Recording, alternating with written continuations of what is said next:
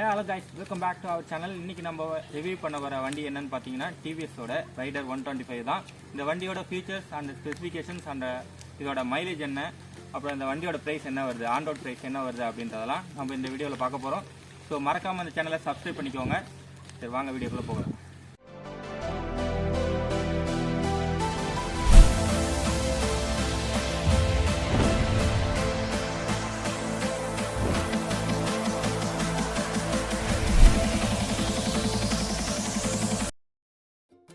Rider 125ஓட முக்கியமான selling point இதோட futures and design தாங்க. இந்த வண்டி பார்த்திங்க அப்படின்னா ஒரு ஸ்போர்ட்டி லுக்கில் இருந்தாலும் இந்த வண்டி ஃபேமிலி யூஸ்க்கும் பக்காவாக செட் ஆகுது. அதனால தான் இந்த வண்டியோட சேல்ஸும் நல்லாவே போயிட்டு இருக்குது அப்படின்னு கூட சொல்லலாம். இந்த வண்டியோட ஹெட்லாம்போட லுக்கை பாருங்கள். இது ஒரு யூனிக்கான டிசைன். இது சில பேருக்கு பிடிக்காமல் இருக்கலாம், ஆனால் இது கண்டிப்பாக ஒரு டிஃப்ரெண்ட்டான லுக்கை இந்த வண்டிக்கு கொடுக்குது.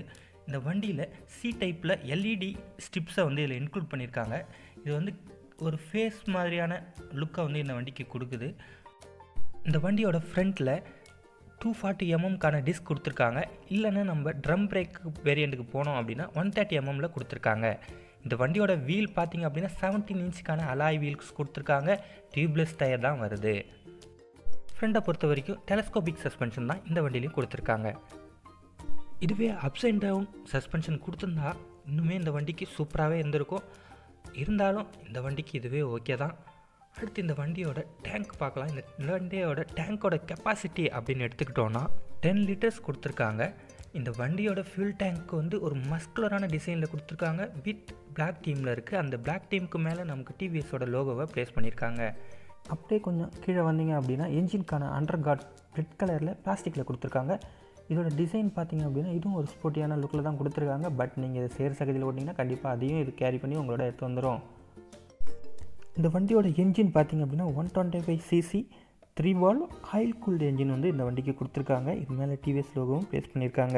இந்த வண்டியோட பீக் பவர் அப்படின்னு 8.37 kW, டார்க் வந்து 11.2 Nm டார்க் வந்து ப்ரொடியூஸ் பண்ணுது. இதில் இன்டெலிஜென்ஸ் கோ அப்படின்ற ஸ்மார்ட் சிஸ்டத்தையும் இன்னும் இதில் கொடுத்துருக்காங்க. நம்ம டிராஃபிக்கில் மேனுவல் பண்ணுவோம்ல அந்த மாதிரி சிஸ்டம் தான் இது. வண்டியோட சைட் கவரில் ரைடர் அப்படின்ற பேட்சை வந்து ப்ளேஸ் பண்ணியிருக்காங்க. குரோம் ஃபினிஷிங்கில் இருக்குது இந்த பேட்ச். இந்த வண்டியோட பெரும்பாலான மெட்டல் பார்ட்ஸ் எல்லாமே ஸ்டீலில் தான் கொடுத்துருக்காங்க. சில இடங்கள் மட்டும் அலுமினியம் கோட்டிங் யூஸ் பண்ணியிருக்காங்க. உதாரணமாக இங்கே பார்த்தீங்கன்னா ஃபுட் ரெஸ்ட்டு, அப்புறம் பார்த்திங்க அப்படின்னா சைலன்சரோட மேலே இருக்கக்கூடிய கவர் எல்லாமே பார்த்திங்கன்னா அலுமினியம் கோட்டிங்கில் வந்து ஃபினிஷிங் கொடுத்துருக்காங்க. இது வந்து கொஞ்சம் டிஃப்ரெண்ட்டான லுக்கை வந்து இந்த வண்டிக்கு கொடுக்குது அப்படின்னு கூட சொல்லலாம். இந்த வண்டியோட லக்கேஜ் ஹூக்கு, அப்புறம் இந்த டேங்க் கவர், சீட் கவர் எல்லாம் பார்த்திங்கன்னா ரெட் அண்ட் பிளாக் தீமில் கொடுத்துருக்காங்க. ரெட் அண்ட் பிளாக் தீமில் இவங்க வந்து அரேஞ்ச் பண்ணியிருக்காங்க ஆஃப்டர் மார்க்கெட்டில். இந்த வண்டியோட சீட் அப்படின்னு எடுத்துக்கிட்டிங்கன்னா நல்லாவே கம்ஃபர்ட்டான ரைடை வந்து ரைடருக்கு கொடுக்கும். பின்னியனுக்கு பார்த்திங்க அப்படின்னா ஓரளவுக்கு கம்ஃபர்ட்டாக இருக்கும். ஒரு ஸ்போர்ட்டியான லுக்கில் எந்த அளவுக்கு கொடுக்க முடியுமோ அந்த அளவுக்கு வந்து கம்ஃபர்ட்டான ஒரு இடத்த கொடுத்துருக்காங்க. ரியரில் பார்த்திங்க அப்படின்னா LED arrow type tail lamps கொடுத்துருக்காங்க. இது செம்மையாக இருக்குது இந்த வண்டியோட லுக்கு. அடுத்து வந்து இண்டிகேட்டர்ஸ் பார்த்திங்கன்னா ஹாலஜன் தான் கொடுத்துருக்காங்க. எல்இடிஸ் கிடையாது இண்டிகேட்டர்ஸை பொறுத்த வரைக்கும். ஹெட்லேம்ப் டெயில் லேம்ப் மட்டும்தான் இங்கே வந்து எல்இடிஸ் கொடுத்துருக்காங்க. ரியர்லேயும் சேம் 17 இன்ச்சுக்கான அலாய் வீல் கொடுத்துருக்காங்க. ஆனால் 100/19 செக்ஷன் டியூப்லெஸ் டயர்ஸ் வந்து இதில் கொடுத்துருக்காங்க. பின்னாடி வந்து ட்ரம் பிரேக் மட்டும்தான் கிடைக்கும், நமக்கு டிஸ்க் பிரேக் கிடையாது. 130mm ட்ரம் பிரேக் கொடுத்துருக்காங்க. சஸ்பென்ஷனை பொறுத்த வரைக்கும் 5 ஸ்டெப் மோனோஸ்டாக் சஸ்பென்ஷன் கொடுத்துருக்காங்க இந்த வண்டிக்கு.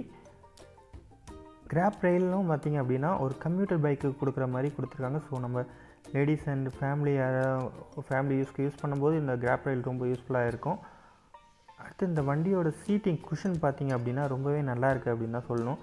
நீங்கள் லாங் ட்ராவல்லாம் போகிறீங்க அப்படின்னா இந்த வண்டியோட குஷன் வந்து உங்களுக்கு நல்லாவே கொடுத்துருக்காங்க. ஸோ அதனால் உங்களுக்கு வந்து எந்த ஒரு பிரச்சனையும் இருக்காது நீங்கள் லாங் ட்ராவல் போகிறீங்க அப்படின்னா. அப்படி கீழே பார்த்திங்கன்னா ஃபுட் ரெஸ்ட் அலுமினியம் கோட்டட் இருக்குது. செயின் கவர்ஸ் வந்து ஓப்பன் டைப் கொடுத்துருக்காங்க. ஸோ கண்டிப்பாக நல்லா மெயின்டெனன்ஸ் பண்ணணும் செயின் கவரை. அடுத்து வந்து சேர் கார்டு பார்த்திங்கன்னா ஆஃப்டர் மார்க்கெட்டில் வந்து இவங்க ஃபிக்ஸ் பண்ணியிருக்காங்க. இந்த வண்டியோட கியர் பாக்ஸை பொறுத்த வரைக்கும் 5 ஸ்பீட் கியர் பாக்ஸ் கொடுத்துருக்காங்க. ஃப்ரண்ட் பெடல் மட்டும்தான் இருக்கும், ரியரில் பெடல் இருக்காது. நிறைய ஸ்போர்ட்ஸ் பைக்கில் நீங்கள் பார்த்துருக்கலாம். ஷூஸ் இல்லாமல் யூஸ் பண்ணுறீங்க அப்படின்னா இனிஷியலில் இது கொஞ்சம் கஷ்டமாக தான் இருக்கும். ஆனால் போக போக இது ஓகே ஆகிடும். கியர்ஸ் ரொம்ப ஹார்டாக இல்லாதனால இது உங்களுக்கு ரொம்ப பெரிய ப்ராப்ளமாக தெரியாது அப்படின்னு நினைக்கிறேன். அடுத்து வண்டியோட கிராஷ் கார்டு பார்த்திங்கன்னா ஒரு மினிமலான டிசைனில் கொடுத்துருக்காங்க. கிராஷ் கார்டு ரொம்ப சின்னதாக தான் இருக்குது. ஸோ ஒரு மினிமலான டிசைனில் கிராஷ் கார்டு கொடுத்துருக்காங்க. க்ரௌண்ட் கிளியரன்ஸை பொறுத்த வரைக்கும் 180 mm க்ரௌண்ட் கிளியரன்ஸ் கொடுத்துருக்காங்க. ஸோ க்ரௌண்ட் கிளியரன்ஸில் எந்த ப்ராப்ளமும் இல்லை. அதே போல் வீல் பேஸும் பார்த்தீங்கன்னா 1326 mm கொடுத்துருக்காங்க. அப்படியே மேலே வந்தீங்கன்னா ரியர் வியூ மிரர்ஸ் கூட நார்மலாக கொடுக்காம நல்ல ஒரு டிசைனிங் பேட்டர்னோட கொடுத்துருக்காங்க இந்த வண்டியில். அடுத்து இந்த வண்டியில் பார்த்திங்க அப்படின்னா நமக்கு சார்ஜிங் போர்ட்டோட வருது. ஸோ நம்ம லாங் ட்ராவல் போகிறோம் அப்படின்னா கண்டிப்பாக இந்த சார்ஜிங் போர்ட்டை யூஸ் பண்ணி நம்ம மொபைலை சார்ஜ் பண்ணிக்க முடியும். ஸோ இதுவும் ஒரு நல்ல ஆப்ஷன். நிறைய பேர் எதிர்பார்க்கக்கூடிய ஆப்ஷனையும் இதில் கொடுத்துருக்காங்க. வண்டியோட கீழேயும் டிவிஎஸ் லோகோவோட கொடுத்துருக்காங்க. ஃபஸ்ட்டு வண்டியோட கீயை ப்ளேஸ் பண்ணி நம்ம டிஸ்பிளேவை ஆன் பண்ணி பார்ப்போம். ஆன் ஆகிடுச்சு. பார்த்தீங்க அப்படின்னா கலர்ஃபுல்லான டிஎஃப்டி ப்ளூடூத் கனெக்டிவிட்டியோடு இருக்கக்கூடிய ஒரு டிஸ்பிளே கொடுத்துருக்காங்க இந்த வண்டிக்கு. பார்க்கக்குள்ளேயே உங்களுக்கு நல்லா பிரைட்டாக நல்லாவே இருக்குது இந்த வண்டியோட டிஸ்பிளே. லுக்கை பார்க்கும்போதே அங்கே பாருங்கள், அதோட அனிமேஷனை பாருங்கள். ஸ்டார்ட் பண்ணும்போதே சூப்பரான ஃபீலை நமக்கு கொடுக்குது. மேலே பார்த்தீங்கன்னா டிவிஎஸ் லோகோ ப்ளேஸ் பண்ணியிருக்காங்க. டிஸ்பிளேவே நல்லா கலர்ஃபுல்லாக இருக்குது. நம்ம இந்த பட்டன்ஸை யூஸ் பண்ணி இந்த லெஃப்ட் சைடில் வந்து நிறைய டீட்டெயில்ஸ் வந்து கொடுத்துருக்காங்க. நம்ம அதை வந்து பட்டன் யூஸ் பண்ணி தான் நம்ம தெரிஞ்சிக்க முடியும். ட்ரிப்பு, ரேஞ்சு, ஆவரேஜ் ஃபியூல் எல்லாமே வந்து நம்ம இந்த பட்டன்ஸை அட்ஜஸ்ட் பண்ணி நம்ம தெரிஞ்சுக்கலாம். அப்படியே ரைட் சைட் கார்னர் கீழே பார்த்தீங்க அப்படின்னா நமக்கு ஓடோமீட்டர் இருக்குது, மேலே ஸ்பீடோமீட்டர் இருக்குது, டைம் கிளாக் இருக்குது, ஆர்பிஎம் மீட்டர் கொடுத்துருக்காங்க, கியர் பொசிஷன் இண்டிகேட்டர்ஸ் கொடுத்துருக்காங்க, ஃபியூல் கேஜி வந்து அதுக்கு கீழே கொடுத்துருக்காங்க. ஒரு ஃபுல் பேக்கேஜாக இருக்குது. கீழே நியூட்ரல் இண்டிகேட்டர்ஸ் இருக்குது, இண்டிகேட்டர்ஸுக்கு மேலே கார்னரில் இருக்குது. அது கீழே வந்து சைட் ஸ்டாண்ட் இண்டிகேட்டர்ஸ் இருக்குது. சைட் ஸ்டாண்ட் போட்டு இன்ஜின் ஸ்டார்ட் ஆகாது. ஃபுல் பேக்கேஜாக கொடுத்துருக்காங்க. இந்த வண்டியோட டிஸ்பிளே ஆகட்டும், அந்த வண்டி ஆகட்டும், எல்லாருமே ஃபுல் பேக்கேஜோடு வந்திருக்கு இந்த வண்டி அப்படின்னு தாங்க சொல்லணும். இந்த வண்டியில் பார்த்திங்க அப்படின்னா பவர் மோட், ஈக்கோ மோட்னு 2 மோட்ஸ் கொடுத்துருக்காங்க. ஸோ ஸ்விட்சஸ் நமக்கு ரைட் சைடில் கொடுத்துருக்காங்க. இப்போ பார்த்திங்க அப்படின்னா டிஸ்பிளேயில் நமக்கு மாறுறது தெரியும். பார்த்திங்கன்னா பவர் அப்படின்ட்டு நமக்கு எல்லோ கலரில் மாறி இருக்கு பாருங்கள். ஸோ இது வந்து பவர் மோட். இதில் வந்து நம்ம 100 வரைக்கும் போக முடியும். ஈக்கோ மோடில் வந்து 60 அந்த ரேஞ்சில் போகலாம் அப்படின்ற மாதிரி சொல்கிறாங்க. ஈக்கோ மோடு இங்கே க்ரீனில் மாதிரி இருக்கு பாருங்கள். நமக்கு வந்து மைலேஜும் கொஞ்சம் நல்லா வரும். ஸோ 2 மோட்ஸ் இந்த வண்டியில் கொடுத்துருக்காங்க. சுவிட்சஸோட ஃபினிஷிங்கும் பார்த்திங்க அப்படின்னா நல்லாவே கொடுத்துருக்காங்க. ரொம்ப லோ குவாலிட்டிலாம் கிடையாது, நல்லாவே இருக்குது இந்த ரேஞ்சில். கீழே பார்த்திங்க அப்படின்னா நமக்கு பவர் ஸ்டார்ட் பண்ணுறதுக்கு செல்ஃப் ஸ்டார்ட் கொடுத்துருக்காங்க, சுவிட்ச் கொடுத்துருக்காங்க. லெஃப்ட் சைடில் வந்து நம்ம பார்த்திங்க அப்படின்னா நமக்கு இன்னும் சில சுவிட்சஸ்லாம் வந்துடும். ஹை பீம், லோ பீம்க்கானது. அப்புறம் பார்த்திங்க அப்படின்னா கீழே வந்து நமக்கு இண்டிகேட்டர்ஸ்க்கான சுவிட்சஸ் கொடுத்துருக்காங்க. அது கீழே ஹார்னுக்கான சுவிட்சஸ் கொடுத்துருக்காங்க.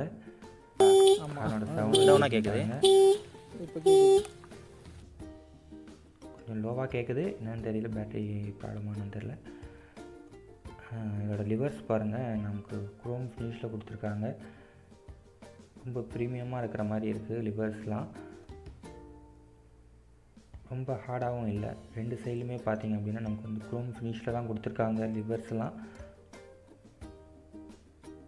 ஸோ வண்டியை பொறுத்த வரைக்கும் ஒரு பக்காவான ஃபுல் பேக்கேஜோடு வந்திருக்கு.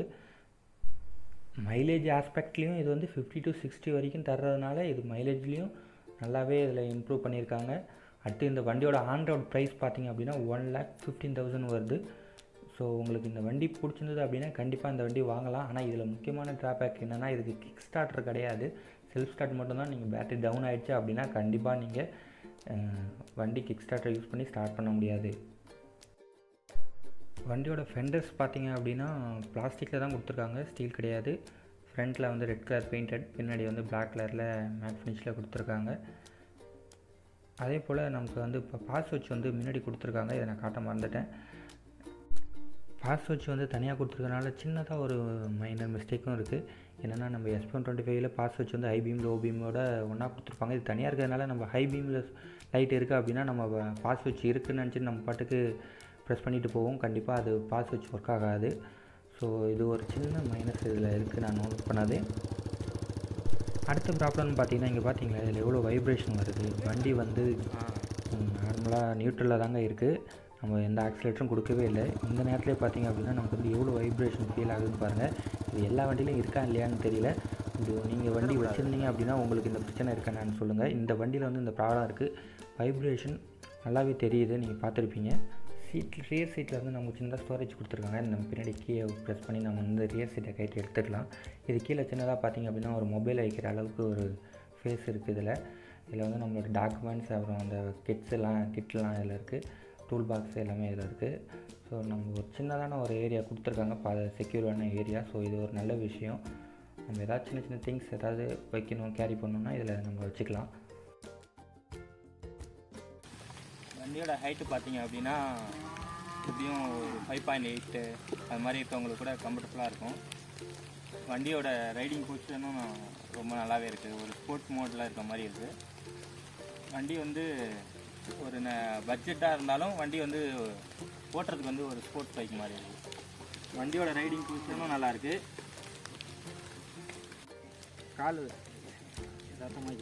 காலை வைக்கக்குள்ளே பார்த்தீங்கன்னா லைட்டாக வந்து இடிக்குது.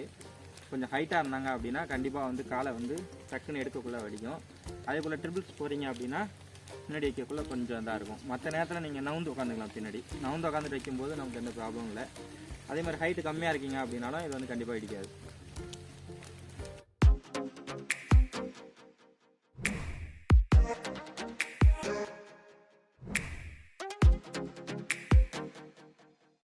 ஃபைனலாக இந்த வண்டியோட சைலன்சர் சவுண்ட் எப்படி இருக்குது அப்படின்ட்டு கேளுங்க வாங்க.